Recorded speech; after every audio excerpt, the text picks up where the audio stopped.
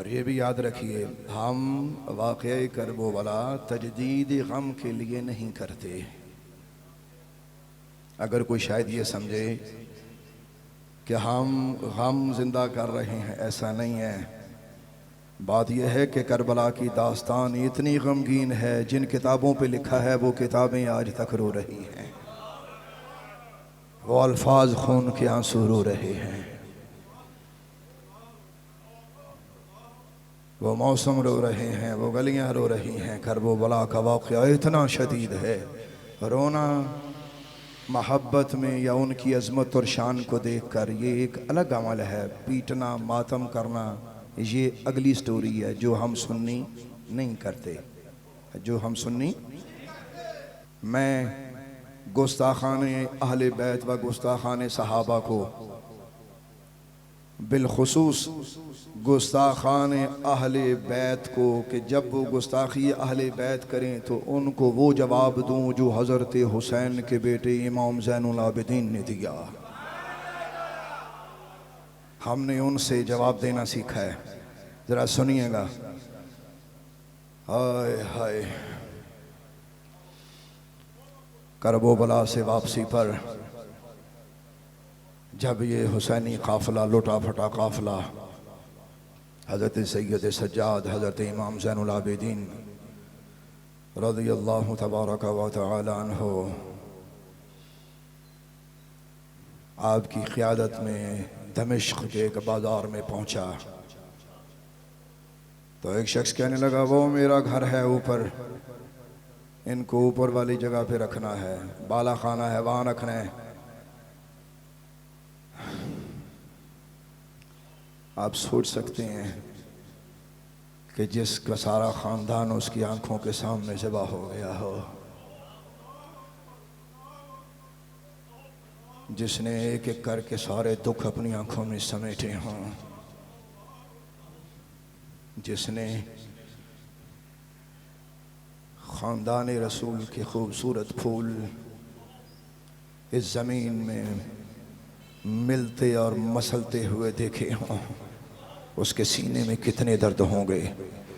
सैयद सज्जाद सब्र का पहाड़ बना हुआ उस काफ़िले के साथ साथ जब उस दमिश्क के बाज़ार में पहुंचता है तो एक शख्स कहने लगा कि मेरे बाला खाने में इनको रखा जाए। वो दुश्मनी अहले बैत था, कलमा भी पढ़ता था, दुश्मनी भी करता था। ये पुरानियां गल्लां ने, लोग कलमे भी पढ़ते ने, दुश्मन भी होंगे ने। ये कोई नई बात नहीं है, ये कोई नई बात नहीं है कि लोग कलमे पढ़ें और दुश्मनियां करें। उसने कहा कि मेरे बाला खाने में इस काफ़िले को रखा जाए। एक शख्स कहने लगा, ख़वातीन को अलग कर दो, बच्चों को अलग कर दो, ये ज़ैनुल आबिदीन सैयद सज्जाद इनको अलग कर दो। अली बिन हुसैन हज़रत इमाम ज़ैनुल आबिदीन कहने लगा, इनको अलग कर दो, सैयद को बेड़ियाँ पड़ी हुई हैं।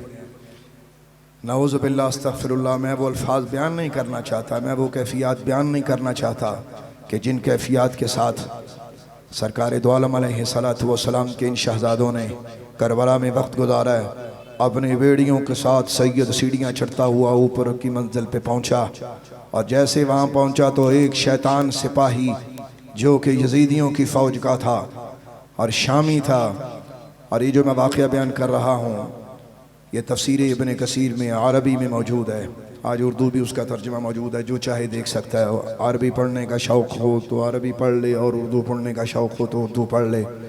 हज़रत सैयद सज्जाद को उसने एक जगह पे बिठाया और नहायत हक़ीराना अल्फाज से बोला और बड़े नाजायज़ अल्फाज उसने इस्तेमाल किए और वो कहने लगा, उस अल्लाह की तारीफ़ है। मैं फिर ये जुमला बोलने लगा हूँ और अल्लाह से डर के कहता हूँ, वल्लाह अगर आप तक हक़ ना पहुँचाना होता उस जलील शख्स के ये जलील जुमले में कभी आपकी खिदमत में पेश ना करता, लेकिन मुझे बताना है, मेरा मनसब है, मैं क्या करूँ, मुझे बताना है।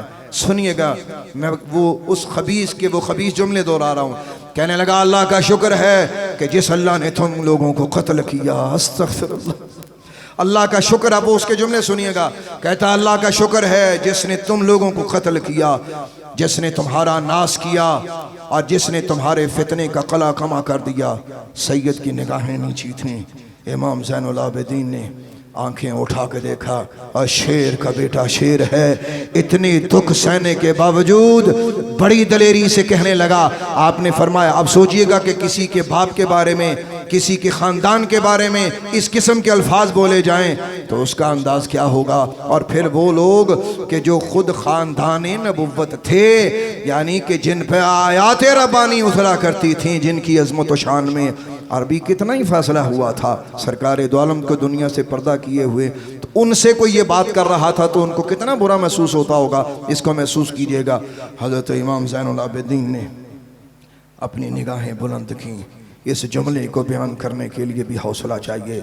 आपने फरमाया, अब आप सोच रहे होंगे कि पता नहीं ज़ैनुल आबिदीन सरकार ने कितनी गुस्से से जवाब दिया होगा। नहीं नहीं, आज हम भी इन दुश्मनाने अहले बैत व दुश्मनाने सहाबा को वो जवाब देंगे जो अली मुर्तज़ा के इस शहजादे ने दिया है, जो हुसैन पाक के इस शहजादे ने दिया है, वो जवाब देंगे। हज़रत इमाम ज़ैनुल आबिदीन ने अपनी नज़रें उठा के अपनी बेड़ियाँ संभाल के सैयद बोला।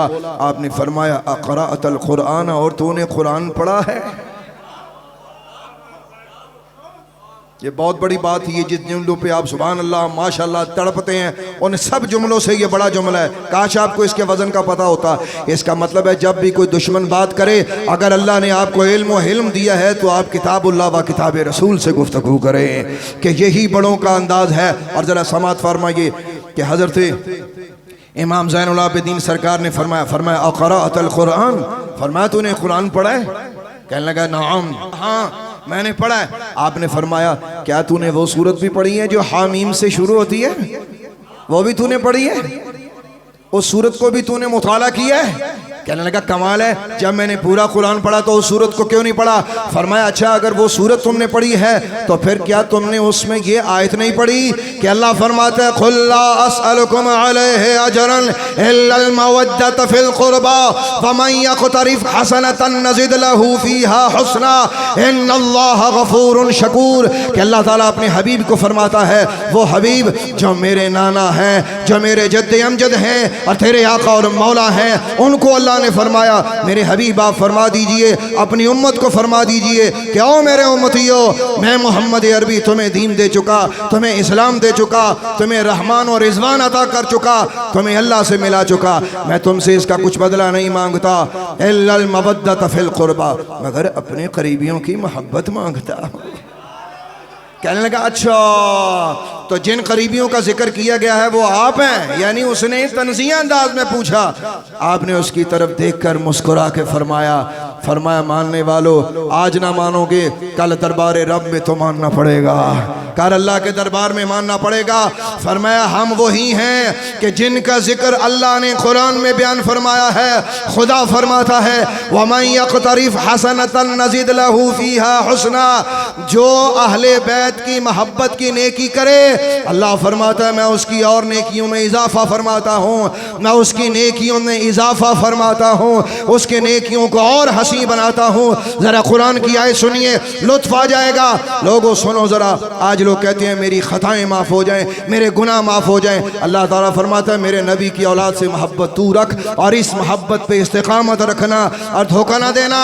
अल्लाह तबारक व तआला इरशाद फरमाता है, मालिकुल मुल्क फरमाता है इन्नल्लाह गफूर, अल्लाह फरमाता है अहले बैत से मोहब्बत करने वालों, मैं अल्लाह होकर पहला तोहफा तुम्हें ये दूंगा, तुम्हारी खताएं माफ फरमा दूंगा।